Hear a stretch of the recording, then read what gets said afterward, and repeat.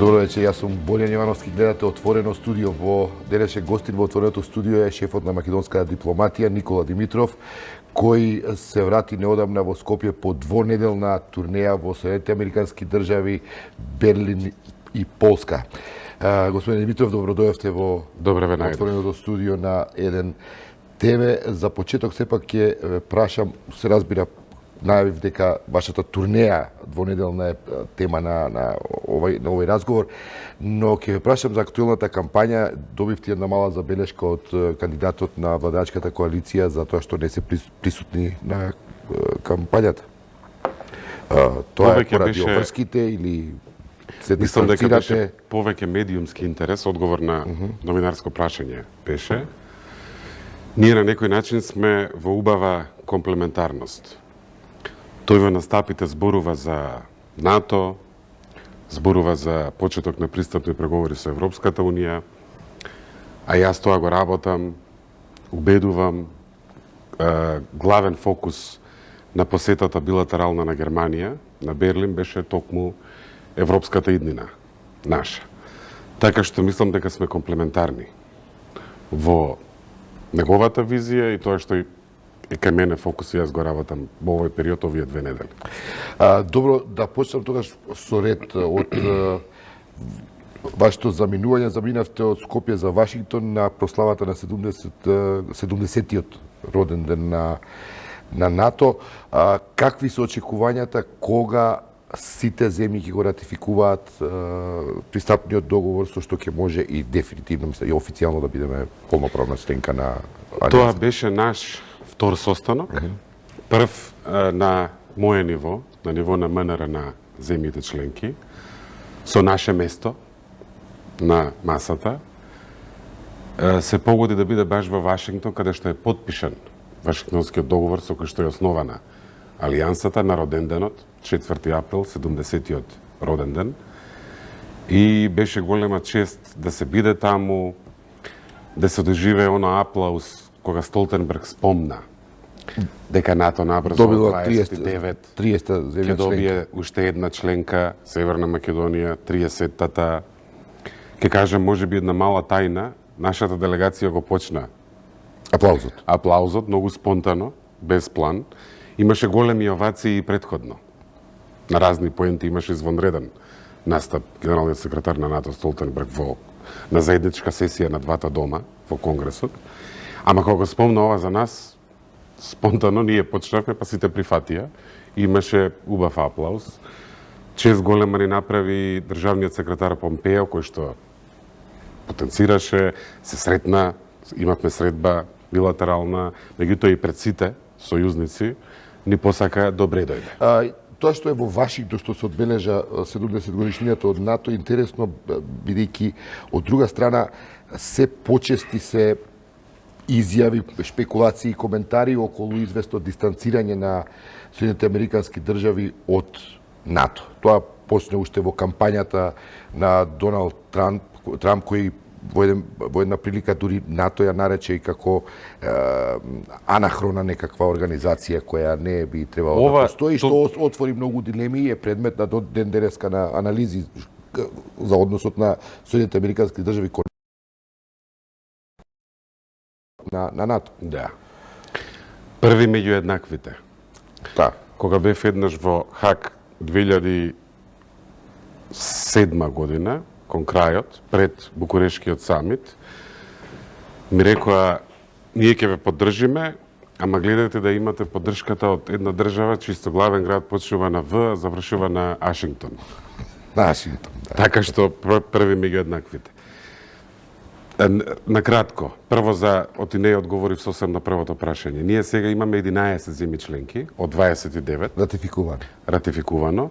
Последната беше во 2 наврати и јас бев таму, имав исто така чест да присуствувам кога Сенатот на Полска е едногласно, 59 присутни сенатори, 59 гласови за, и го ратификуваше пристапниот протокол, имав и средба со маршалот на Сенатот, ни остануваат 18.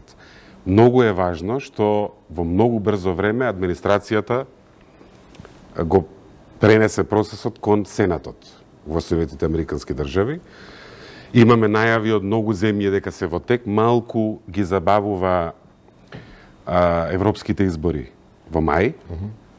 Оти на многу места има традиција да нема сесии на парламентот кога има некакви избори.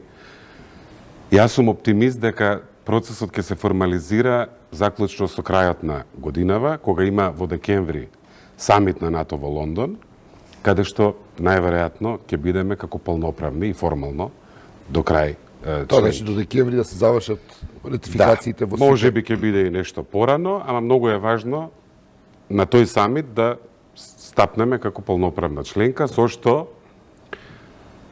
доизградуваме практично членот 5 не покрива тој што ќе ја допре нашата Македонија, Северна Македонија, ќе ја допре и Америка, ќе ја допре и Грција, Франција, Германија, влегуваме во системот на колективната безбедност, кој што во основа е клуб на вредности кој што се грижи за стабилност и мир во светот. Тоа е во една реченица алијансата. Овој роден ден на некој начин одговор на вашето прашање околу американската посветеност кон алијансата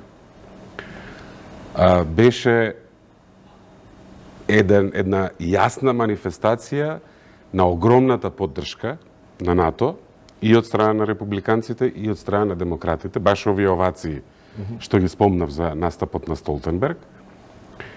И провејуваше тоа во многу говори самиот Помпео, кој што имаше во салата каде што е потпишан договорот, имаше прием, па заедно има обраќање со Столтенберг, каде што вели силата не е само колку ви е моќна економијата, колку ви е моќна армијата, туку и колку блиски и колку многу пријатели сојузници имате и колку ви се цврсти демократските институции.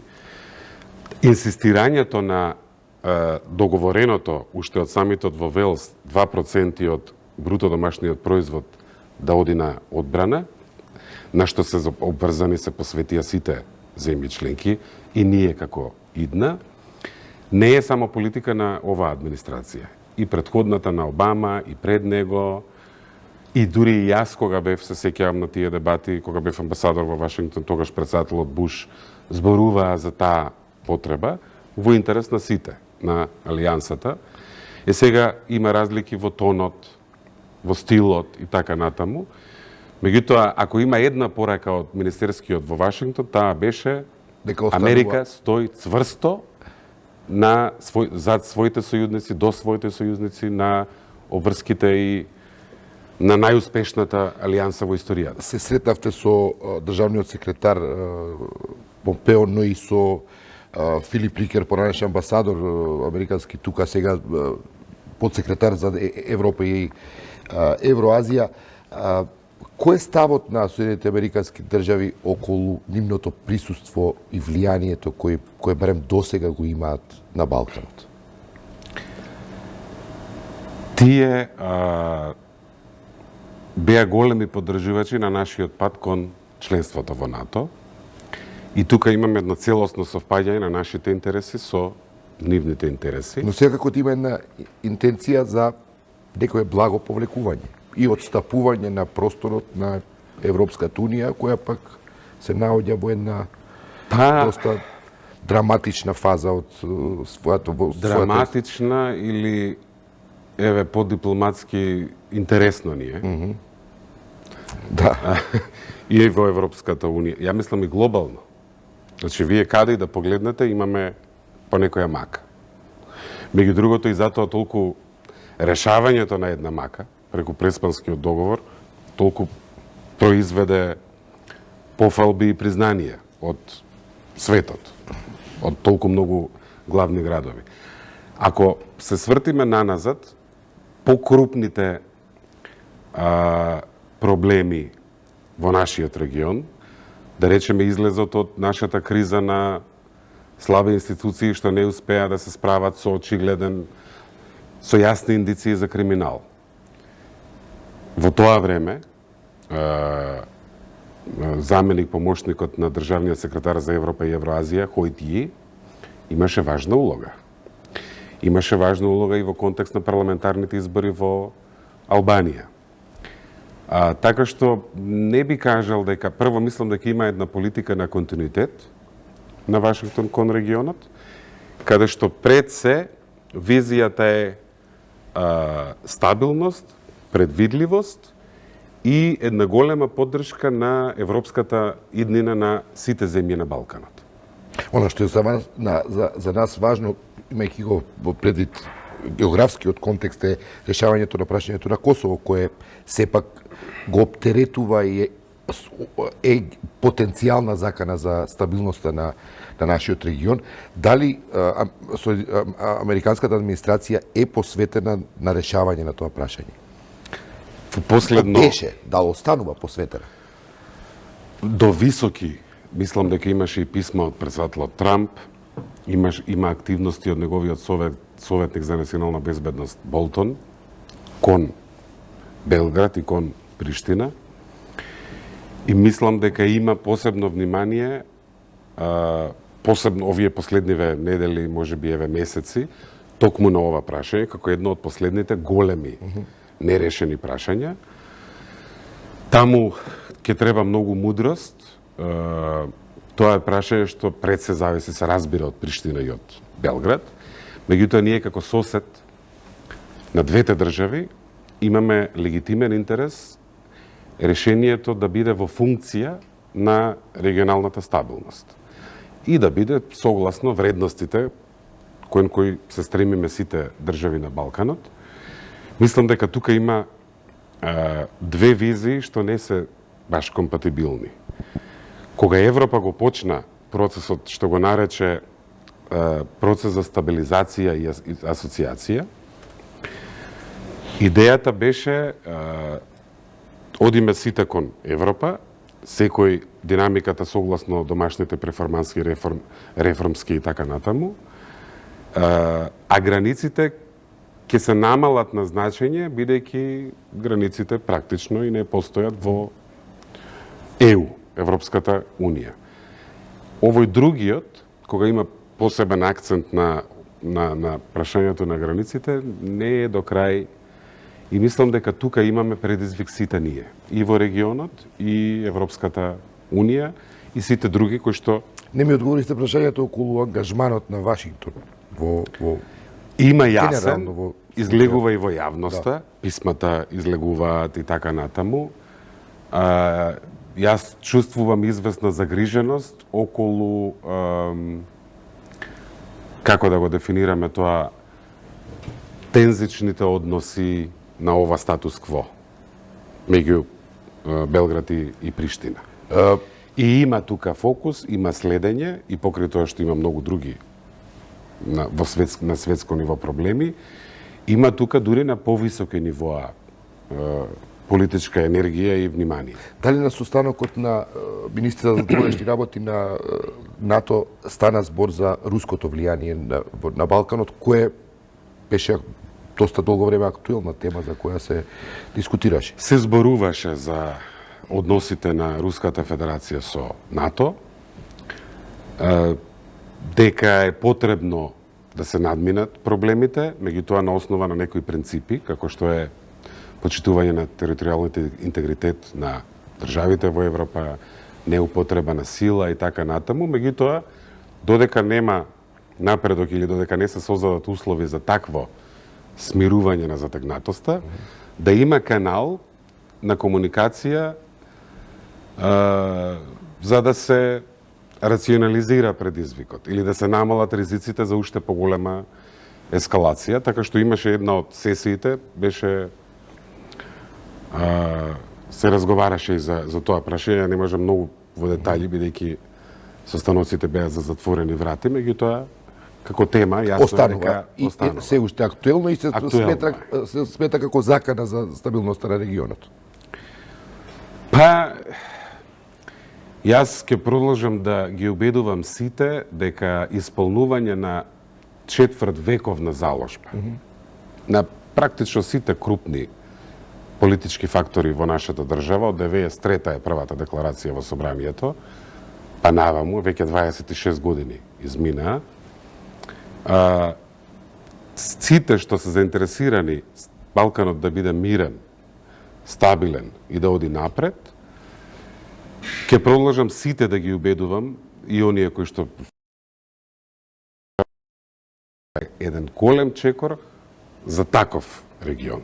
Дека нашето членство значи проширување на зоната на стабилност, дека е порака дека нашата држава е тука во овие граници и ќе остане, и дава време наместо големите прашалници и секирација и гајлиња што ќе биде со нас за 5 години, за 10 години, да се бавиме со прашањата што директно им влијаат на животот на граѓаните, за стандардот, за редот, за здравството, за образованието и да ослободиме енергија една во тие полиња. Кога спека регионот, како ви оди со Дачич и односно српско-македонските билатерални односи кои се доста фрагилни во последниве 2 години односно од како е новата влада на Стапина ја презема функцијата. Вие не сте добар пеач, да пеете со Дачич, ја не знам колку се дружите. Не сум лош за играње. Да. А за пеење не ме бива, иако имам во фамилијата одлични музичари, ама не го наследив, за жал, тој талент. Интересни ни се односите. Имаме, јас некојаш го доживувам нашиот регион како не е дека нема тема, ако сакате да се расправате, да си наоѓате расправија, речиси на дневна основа. Меѓутоа, ние со Србија бевме во една држава, во бивша Југославија. Двете држави се стремиме да станеме членки на Европската унија, тоа значи дека еден ден ќе имаме и заедничка европска иднина, и сега мислам дека е мудро тој пат да го одиме поддржувајќи се и разбирајќи се едни со други, отколку расправајќи се. И особено во делот на јавни изјави, не влегувам во тој тип на, иако има повремено поводи, тоа и не, ама не гледам кон што тоа води. Топлоладно е, ако може да сумирам. Нашата визија за регионот и политиката кон сите соседи, и директни, и по недиректни, индиректни, ние немаме интерес некоја земја да има караница со нас, и немаме интерес некоја земја да има проблеми. Практично, проблемите на една земја влијаат на перцепцијата за целиот регион. И вие, ако го земете регионот денес, да речеме, ако не гледате од призмата на Берлин, на Париз, на Хаг, на други главни градови од земјите членки на Европската унија, сликата е, тоа нам не ни помага. Иако ние во моментов имаме една одлична кондиција. Излеговме од чекалната и имаме една очигледна глад да станеме европска демократија. Не ни помага тоа што ова прашање, затегнатоста, други проблеми што ги имаме, така што ние имаме интерес прашањата да се решаваат и да имаме регионална соработка. Ќе разговараме и за тоа, бидејќи регионалната соработка беше тема за време на вашиот престој во Варшава, каде што се разговараше за контекст на Берлин процесот. Но да ве вратам во Вашингтон, каде што се сретнавте со шефот на турската дипломатија, па би сакал да ме прашам, што е со Турција и ратификацијата на договорот? Турција беше еден од нашите традиционално големи поддржувачи. Но, се уште Турција го нема ратификувано предпристапниот договор на Северна Македонија за НАТО. Дали е тоа некако поврзано со нивното барање за екстрадицијата на членови на ФЕТО, кои они инсистираат да бидат екстрадирани, и дали на известен начин тоа го држи ратификацијата во некој заборавена во ќош? Јас бев на посета билатерална во Анкара во јануари годинава, меѓу другото и во овој контекст, и имав точно, мислам дека беше на утрото на вториот ден, веројатно 3 април, имав со министерот Чавушоглу средба, тој ќе дојде и во Скопје. Наскоро, на возвратна посета од таа што ја има во јануари во Анкара. Ние сме традиционално многу блиски држави и народи. Турција е меѓу првите што ја призна нашата независност, не поддржуваше кога имавме големи маки, и нашето создавање на нови пријателства апсолутно не може да значи дека имаме луксус да ги заборавиме старите големи пријателство. Сега има и известни разлики.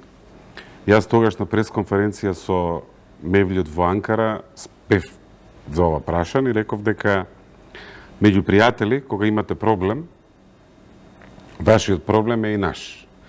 Сега, што можеме ние да направиме? Можеме да имаме приоритет за да помогнеме таму каде што можеме, меѓутоа пријателството исто така значи и разбирање тоа што се бара да не оди вон наши други крупни цели и принципи. Еден крупен принцип е домашното законодавство, владењето на правото, постапките и меѓународно-правните обврски, како и политиката на нашите други сојузници. Меѓу другото и земјите членки на Европската Унија.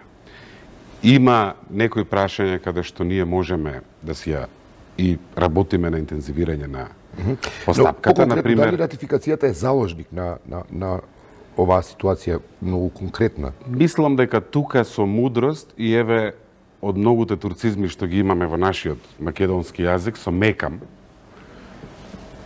ќе се најде пат каде што и нашиот интерес ќе биде зачуван и пријателството, блискоста ќе биде зачувана.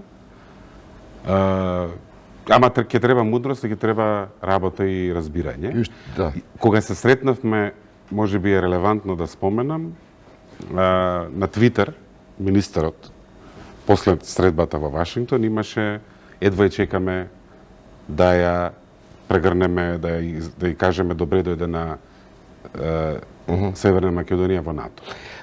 Кога сме уште малку во регионот, какви се односите со Бугарија и докаде имплементацијата на тој договор, бидејќи во последно време се создава впечаток како да таа првична еуфорија како да е спласната малку? Ние договорот, како што требаше мудрост и посветеност во преговорите за да се дојде до договорот за пријателство, сличен период бара и неговата имплементација. И таа затегнатост што трае со децении. Погледот кон историјата, кон денешнината, бара за да биде, има еден парадокс, ако има закана и притисок да направите нешто што му треба на другиот, тоа неместо пријателство создава фрустрација. И тоа може да го сруши овој. Тоа е ризик за овој процес. И затоа исто така Предпоставам најголем терет. Ако нема посветеност, се разговорите околу историските содржината во историските читалки. Комисијата има видлив прогрес досега во делот на античкиот дел и на средниот век. И во однос на договор за заедничко прославување на важни личности што не се важни нам, како што се, например, се словенските Свети Кирил и Методи, личности што им се важни и ним. Сега, динамиката како оди овој процес мора да биде во функција на создавање на блискост. Ако тука има притисок, имам впечаток дека има известна разлика во очекувањата. Колку брзо оваа комисија може да работи. Ама овој практично процесот наједноставно кажано или најкратко кажано значи поголема самодоверба кај нас кога се вртиме назад и поголема самодоверба и отвореност кај нив кога ја гледаат денешнината. Затоа кои сме ние, македонскиот јазик и така натаму. Дали и овој процес и таа имплементација на договорот се наоѓаат во критична фаза сега? Да бидам поконкретно на прашањето. Не знам дали би ја нарекол критична. Комисијата имаше 5. Но е во искушение.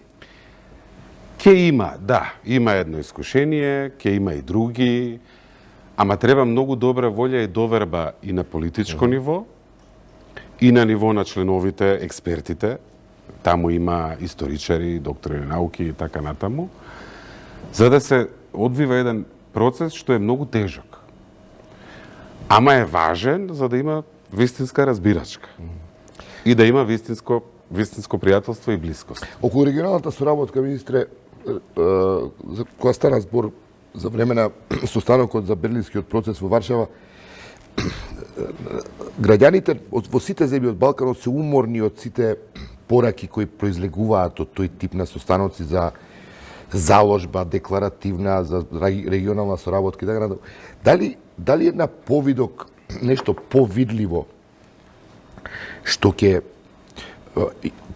ја претвори таа регионална соработка да има ефект кој ќе го подобри секојдневието на граѓаните? Нешто што е конкретно, се потпиша тој договор за прво иницијално намалување и потоа ослободување од роамингот. Значи, телефонските разговори на граѓаните од целиот регион. Тоа е конкретна работа. Например. Од повидливите успеси на Берлинскиот процес е Рајко, или регионалната канцеларија за млади. Соработка на невладини. Која што се бави на запознавање, на негување, на изголемување на контактите на младите од различни држави, што помага, што е еден вид инвестиција во иднината. Ние ќе се обидеме 3 конкретни проекти, работиме со Европската комисија, со други донатори, автопатот кон Приштина, железничка една станица на пругата кон Србија, и гасовод со Грција, тоа како инфраструктурни проекти ќе го разговараме таму. Факт е дека заради затегнатоста што постои околу статусот на Косово, меѓу Белград и Приштина, и недоволната внимателност во размена на јавни изјави, регионалната соработка има предизвик во моментов во регионот. Она што е веројатно интересно и Берлинскиот процес и што е пред тема на оваа актуелната кампања во изборите, дали во јуни добиваме зелено светло за старт на преговори од Европскиот совет. Знаеме дека 3 земји членки на Европската унија не се многу расположени за тоа. Вие бевте во Берлин, се сретнавте и со вашиот холандски колега, со францускиот не знам дали се сретнале, имавме со него скоро. Како стојат работите во овој момент со перспективата во оваа блиска еднина во јуни да се добие тоа зелено светло? Тука има, не знам колку време имаме за ова прашање, многу е важно. Има неколку нивоа. Едно ниво е нашата домашна работа. Има една важна работа што за жал уште ја немаме направено, а тоа е еднината на специјалното јавно обвинителство преку законот за јавно обвинителство, кој што е предмет на преговори веќе неколку седмици. Што значи тоа? Тоа значи, особено на некои земји членки, тоа им е многу важно. Например, на Холандија. Зошто? Затоа што ценат дека се создаде еден капацитет за гонење на висока корупција и за држење на министри, на влада во одговорност, дека има и трак рекорд или конкретни резултати од нивната работа и очекуваат дека овде ќе има политичка волја, тој капацитет да се зачува. Тоа е тело што се создаде во услови кога другите институции потврлија. И да се интегрира во да се задржи известна автономија. Премалку во вести разговара и да нема политички пазари околу тоа, овој ќе се гони, овој нема да се гони, оваа истрага вака, онаа истрага така. И до кај сме сега со тој процес? Тоа е важна работа и за нашето општество, пред се. Оти ние нема да станеме европски, кога ќе почнеме пристапни преговори, па дури да се зачлениме еве задутре. ќе станеме европска демократија, кога меѓу другото Прашање на значи, процес. е важна работа. Што се случува Тука- сега околу законот за СЈО, Па јас кој е ќе- за вас како шеф на дипломатијата едно од клучните аргументи при убедувањето на вашите колеги од Европската унија? Ние имаме уште некое време, меѓутоа не многу долго. Ако кон крајот на месец мај се објави извештајот на Европската комисија, нас не треба резултат почетокот, најдот во секој случај во првата половина на мај, за ова да се нотира, Наскоро одите да се во вреднува. Хак, наскоро Одам ќе во Хак одите идната седмица. и веројатно таму ќе треба да им Ќе кажете имам и со до кај министерот сте Блок, ќе имам и да. со холандскиот парламент дебата во Комисијата за европски Оне што прашања. ние го добиваме како информација како медиуми е дека тие преговори кои се водат меѓу власт и опозицијата за сега не мрдат од некаква мртва точка. Проблемот, и ја тука ќе бидам, не знам колку е соодветно, имаме предизборен контекст во земјава и така натаму, меѓутоа не можете да зборувате за правда и да имате сериозен израз, а да имате проблем со едно тело што ќе работи на правда. Бидејќи ова тело се создаде во контекст на прислушкуваните разговори и имаше надлежност за таа работа. Меѓутоа, идното СЈО со известна независност во рамките на општото јавно обвинителство ќе се бави без тие, со идна, со сегашнава влада, со идниве влади. Не може. Јас имам за жал едно чувство, тоа го имав и за бойкотот на референдумот, каде опозиционата партија дури и своите делот пратениците кои што се во ДПМНЕ, кои што се охрабрија да излезат и да гласаат, гласале за, гласале против и така намислам дека јавно кажаа дека ќе гласаат против. Меѓутоа на националниот интерес, на државната кауза, вие играта ја правите заложник работејќи на неодговорност. Дали имате информација како министер? Бегањето од одговорност Што е проблемот? како да е главниот компас на опозицијското делување во последниве 2 години. И во однос на договорот од Преспа, за да ова не успее, за да се факторизира собранието, па за да има преговори. Сега во однос, значи, кој ќе го поддржи концептот за идното СЈО на овие линии, што ги споменав? Тоа е за Европската унија. Кој не ги поддржува, не е за Европската Министер, унија. дали- Тие две работи Дали не сте одат... детално информирани за тоа за текот и содржината на тие преговори? Сум информиран, имаме уште обиди, ќе има, јас мислам, после првиот круг сега, во недела 21 април, еден засилен обид. Мораме да најдеме начин, сите сме одговорни, ова не е кауза на владата, на СДСМ, на ДУИ, ова е кауза на сите нас. 86% од нашите граѓани сакаат европска иднина. Тоа е поголема бројка од сите политички партии заедно.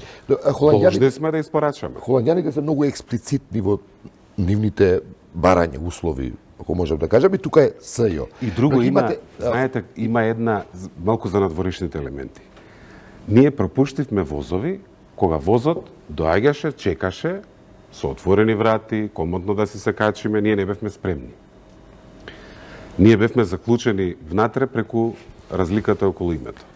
Имавме прашања кои што не држеа во чекалната, не можевме на перонот да излеземе. Сега го најдовме клучот, излеговме од чекалната и го чекаме возот. Возот иде брзо, и треба да се Возот фрлим. иде брзо, проречија и не знаеме кога ќе дојде следниот. Значи, ние мора сите можни оправдувања, имаме дел од луѓето што го управуваат возот, дел од нив не знам дали сакаат да подзастанат. Значи, ние мора со трчање да се качиме. И сега, за ситни, па не знам шо да е, овој победил утре, оваа партија, ваква влада ќе имаме, онаква влада, преголема е, историска е одговорноста, да ги тргнеме сите оправдувања да не застане. Мора да застане. Ние, ако сме во Минхен, рекоа, оваа година добрата вест доаѓа од Балканот, заради Преспа. И сега, јас што велам, еве во Берлин бев, се видов со речиси половина од Бундестагот. Со парламентарната група на CDU-CSU, што се бава конзервативната страна, што се бават со надворешна политика.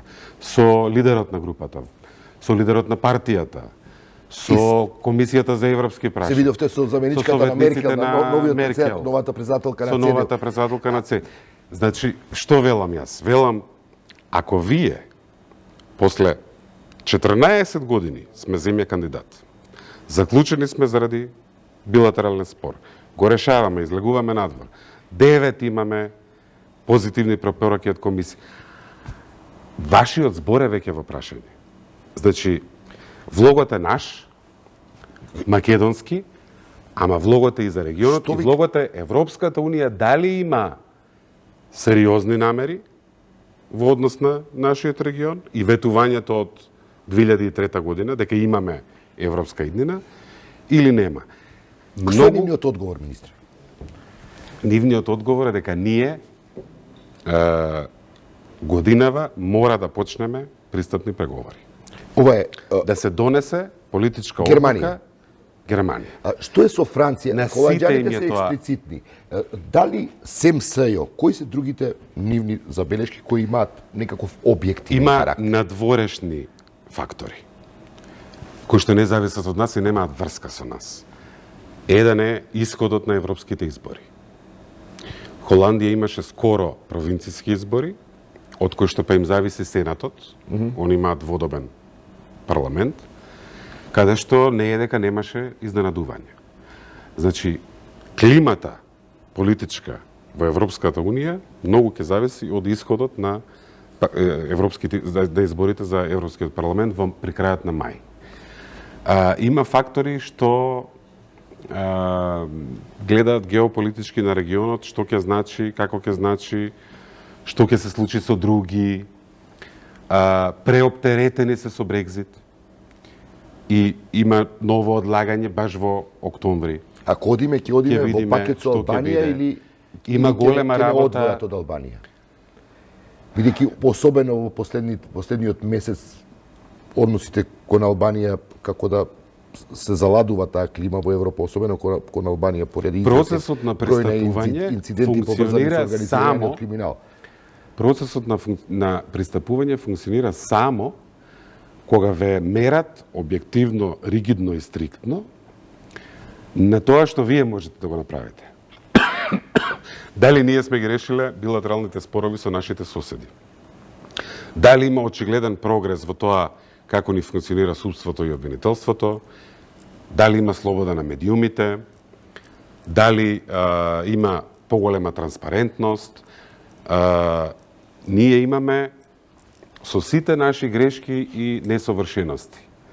Од 1. јуни 2017 година до денес, кој датум сме 2019 година, април, очигледен има пресврт и ние се движиме во правец на силни институции и на европски вредности. Но не можеби како што сите сме очекувале. Што му пренесувате вие на вашиот шеф, премиерот Зоран Заев, што е тоа што може да ве направи посилен како министер кога ги убедувате вашите колеги во Европската Унија? СЈ се разбира, кое е абсолвирано како тема. Што е она што вам ви треба како да биде завршено како домашна задача, а што ќе ве направи поубедлив и појак кога разговарате со скептична дипломатија каква што е француската? Имаме една исклучително сложена ситуација со земји кои што имаат фокус на различни прашања. Некои од тие прашања воопшто не зависат од нас. Наше е да направиме атмосфера каде што ќе биде исклучително тешко да не се поддржи нашиот случај, нашата европска приказна. И мислам дека сме на добар пат. Од клучните чекори што треба да ги направиме е иднината на СЈ. Друго? Има закони во делот на вториот чекор на реформи од безбедносните служби, создавањето на Националната агенција за безбедност. Таму како да има лутање. И така натаму. Таков Има печатокот. во собрание, има дебати и така натаму. Меѓутоа, во овој момент, клучно, што многу ќе ни помага, ќе ни го зајакне случајот, е да видат. Второ, државата не е само владата. Покрај сите институции, државата е и опозицијата. И тука имаме една споделена одговорност. Во нашата политичка... е на власта, во се разбира, огромниот. најголемата. Меѓутоа, за вакви историски не е доволно оправдание ние да кажеме, ние имаме политичка волја, сакаме ова да го донесеме, не се плашиме од одговорност, меѓутоа ни требаат 80 пратеници, немаме толку, другите се кај опозицијата. И затоа сме заедно во ова. И подруго ќе биде утре кој ќе биде на власт, кој ќе биде во опозиција, ако ние сме влезени, ние знаете што направивме со стратешкиве, со НАТО членството, на добар пат сме. Имаме неверојатно силен случај да почнат пристапни преговори со нас. На некој начин си го бележиме дворот, ама тој треба многу длабоко да се ора, да се сее за да ни зазелени, за да ни растат плодови. И сега преголема е оваа година и пренеизвестно е што ќе се случи идната, каква комисија ќе имаме, кој ќе ни биде комесар, како ќе му се вика портфолиото, како ќе биде расположена една Франција и така натаму или други држави. Мораме да си ги искористиме, немаме луксус да пропуштаме историски прилики. Се друго е... Да сумирам за да видиме што појасни за гледачите. Кои се шансите? Ќе бидам 55, 6, 40. Шансите да почнеме пристапни преговори годинава се многу големи. На сите... Сега сме фокусирани на јуни. Ние сме... Што е нашиот календар?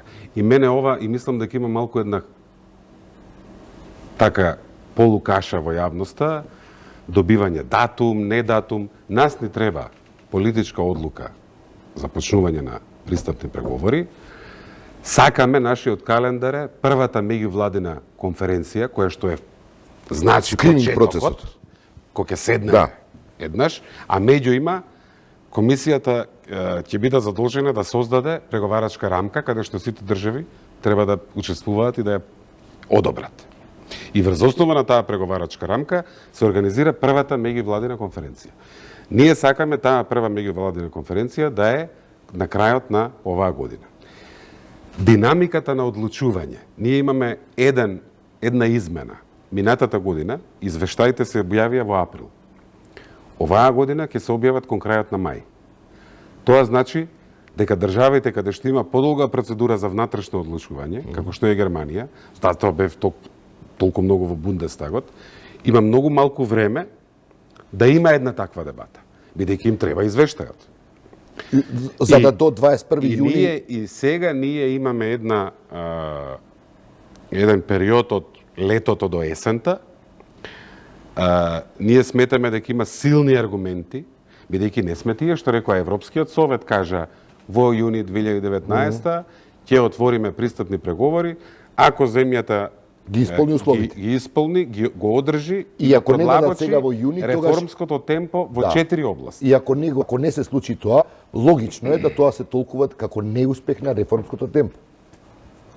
Тоа не го велат. Значи, во моите разговори во Бундестагот, а тоа можете јавно да го соопштите, имаше, практично немаше, знаете, извештајот за човекови права на Стейт Департментот, неодамна беше. Да. Вели, бележиме зголемена независност во делот на владењето на правото, на судиите. Бележиме зголемена медиумска слобода. Има дебати, има критика, има силно јавно мнение, Економист, индексот на демократии. Ние сме меѓу малата група на земји каде што се забележува забележлив прогрес. Значи, ние имаме, не само ние што велиме за нас, други независни тела, реномирани, што се вреднуваат. Ја мислам дека комисијата ќе има одличен извештај. Со препорака за старт. Со препорака за старт. Така што, нивните дилеми се тајмингот, оптеретеноста со други прашања, делумно регионот, делумно и вон регионот, како што е Брекзит, како што е повеќе годишната финансиска рамка, што е едно прашање што е многу важно и за Париз, и за Берлин. И наше во реформскиот дел да не оставиме дамка, практично прагот се зголемува.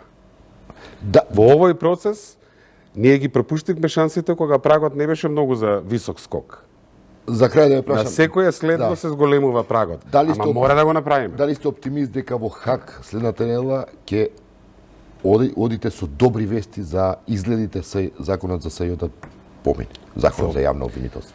Идеално би било јас да одам со вест дека таа работа е затворена.